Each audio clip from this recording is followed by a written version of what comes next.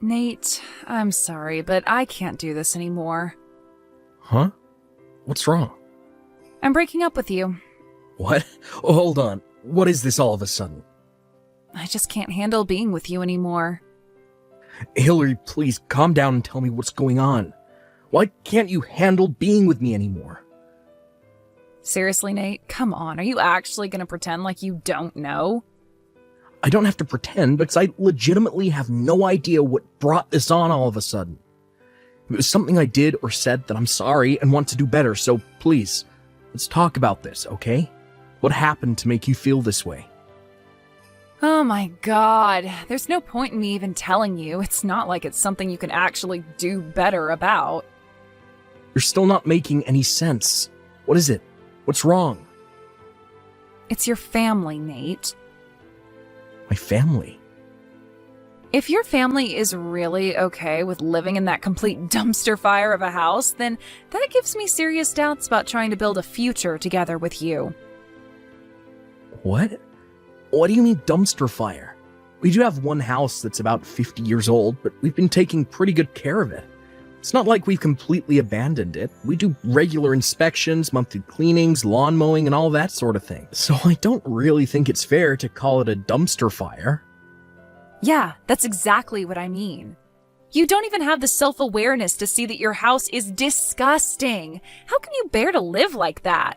I can't build a future with someone from a family like yours, so I'm breaking up with you.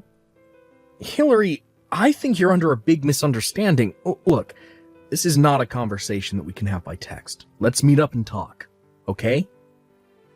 Not a chance. I am never talking to you again for as long as I live. If we should ever meet on campus or in town, I'm just going to ignore you and pretend that I don't know you, so you do the same. Got it? Goodbye. Hey, Nate. Long time no see. How are things? It's me, Hillary, remember? I just saw you on TV and oh my god, I couldn't believe my eyes. You're the biggest rags to riches story I've ever seen. You grew up in that rundown old house and now you're filthy rich living in a huge mansion. They should make a movie about you. Anyway, let's meet and catch up. I'm in the mood for French, I think. I've never tried caviar. Do you know any good places? Oh, and then maybe we could go shopping for a new handbag for me?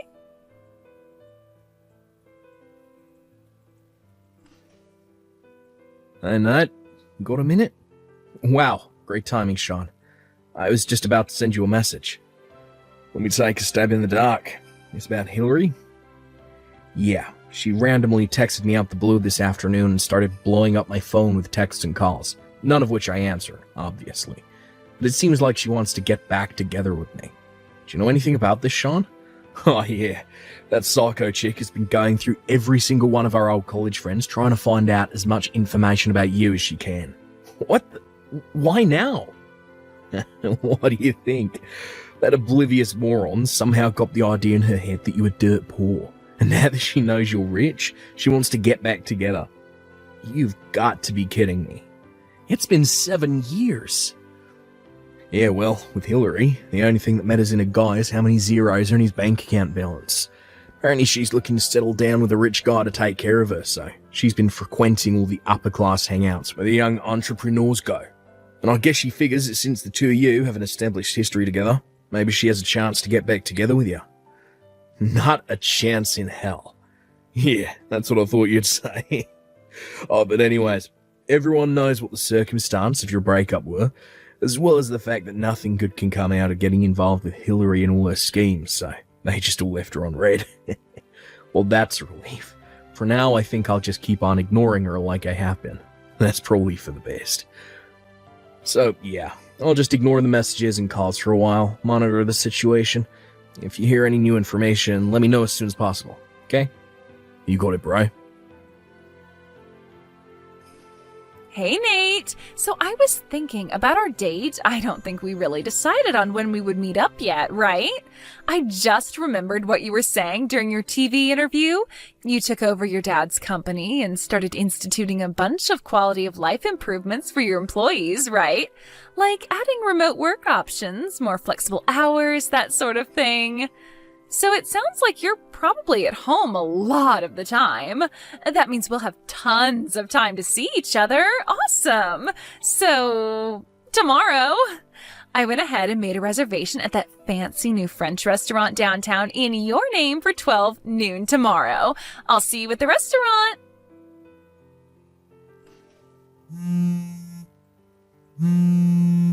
Hey, Nate. Have you left your house yet? This is kind of our first date in 7 years, and you're running late? Like, really, Nate? I'm gonna head into the restaurant. Text me when you get here, got it?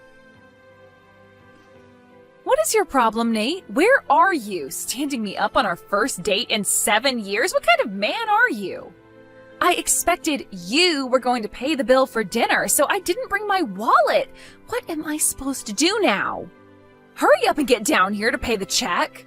If you're gonna be my husband, you're gonna have to prove to me that I can rely on you, understand? Hey, wait a minute.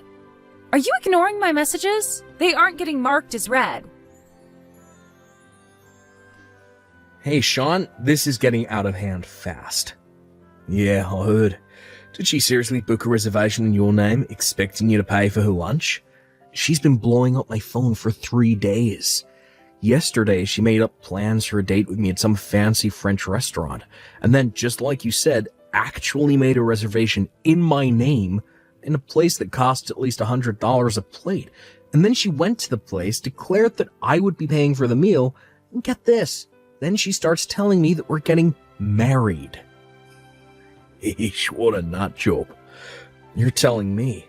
Did you hear anything else about that? Yeah. A friend of mine actually works at the restaurant she went to, and according to him, when the manager told her to pay her bill or he'd call the police, she started crying her eyes out, and then just called her parents and they paid the bill. Good God, what is wrong with her? She was name-dropping you big time, saying that you'd be very unhappy with the way she had been treated. I think it's safe to say she'll try using the same tactic again, so be on the lookout. You might want to put the word out, if you know what I mean. Yeah, I'll be making some moves on that front soon. Thanks for letting me know. Hey, Nate. So my parents kicked me out of their house last night, and since I have no place to go, I'll go ahead and move into your huge mansion so we can be together all the time. I'm getting on a bus right now. I'll see you soon. Oh, that's right. The city courthouse is on the way, so I'll go ahead and submit our marriage certificate since I'll be in the area anyway. Whoa, hold on. Nate? Nate, is that you? You finally answered me.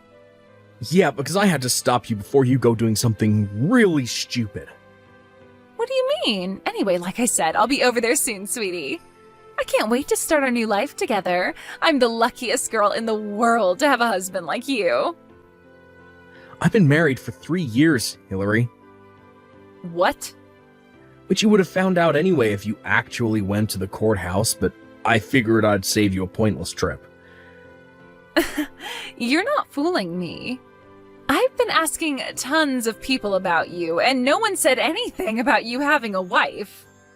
Yeah, no one said anything to you, period. Because they were all in agreement that they wouldn't tell you anything about me. What do you mean? Don't you remember? After you dumped me, you went around to everyone telling them that I'm a poor loser living in a broken down old house. Don't tell me you didn't notice how they reacted to that. You're making zero sense. When I broke up with you, you were a poor loser living in a broken down old house. I was just telling the truth. What's wrong with that? You didn't even have the self-awareness to realize your house was so trashy. You were completely low class. Were you trying to forget your childhood trauma by pretending you actually lived in the big fancy house next door? Wait a minute. A dumpy house next door to a nicer house. Yeah. Seriously, how could you be satisfied with such a low standard of living while looking out of your window at what a real house looks like? At least you seem to have come to your senses now. Let me confirm something. Is this house you're talking about on Millwood Drive? Blue siding, 2-story, big walnut tree in the side yard? Yeah, pretty sure that's the one. I don't know what a walnut tree looks like, but it definitely was 2 stories and had blue siding. Now that you mention it, they put a picture of it up during your interview on TV the other day. Yeah, that's definitely the one. And you got so rich that you were able to buy that big mansion next door, right? I guess me breaking up with you gave you the drive you needed to finally make something of yourself. You're welcome. And now you're finally getting the biggest reward of all, me as your wife. I didn't buy that house.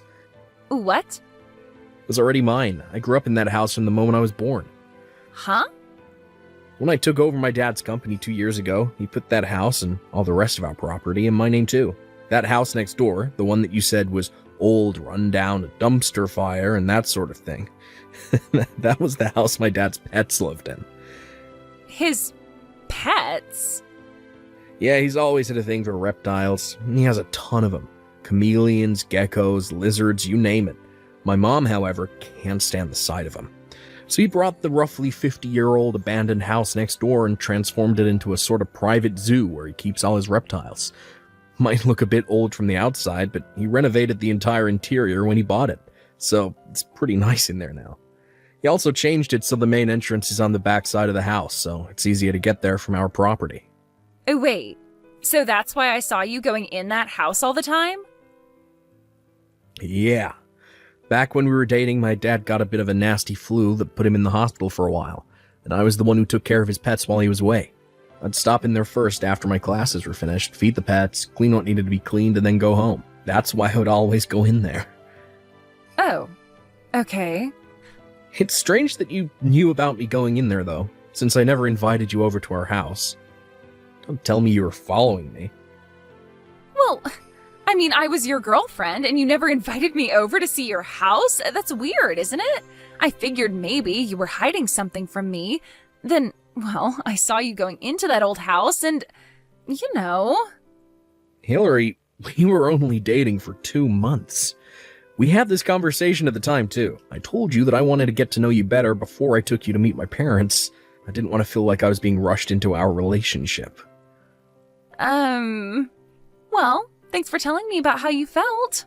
Wow, it feels really good to have such a deep conversation with you. And now that we've finally reconnected, I am more hopeful than ever about our future together. What relationship?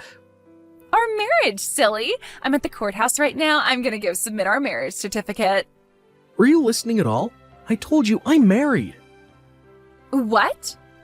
Did you seriously ignore the single most important part of this conversation?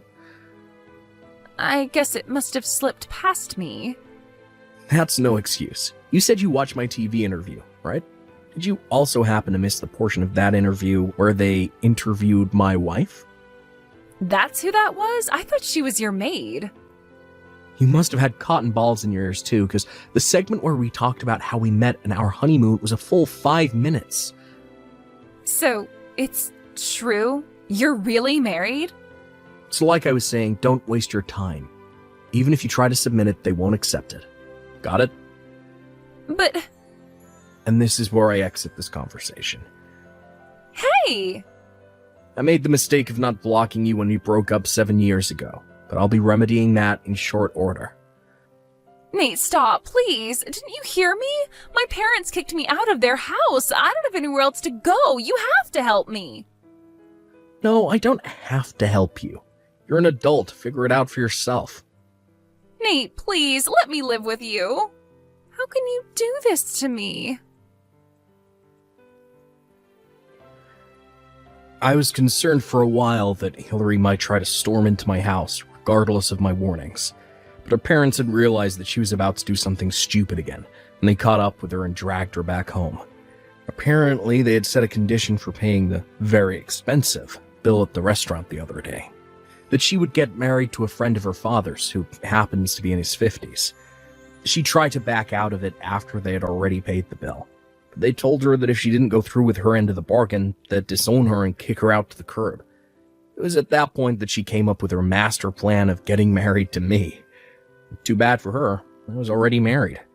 That day, Hillary actually did turn in a marriage certificate to the courthouse and it was accepted. Why is that, you may ask? Well, Hillary had forged my name onto a marriage certificate, thinking that once it was accepted, there wouldn't be anything I could do. However, her parents caught on to the plan. While she was out, they took the marriage certificate she had signed and forged my signature on, then swapped it out for one with her name and the man they wanted her to marry. What a big-time backfire.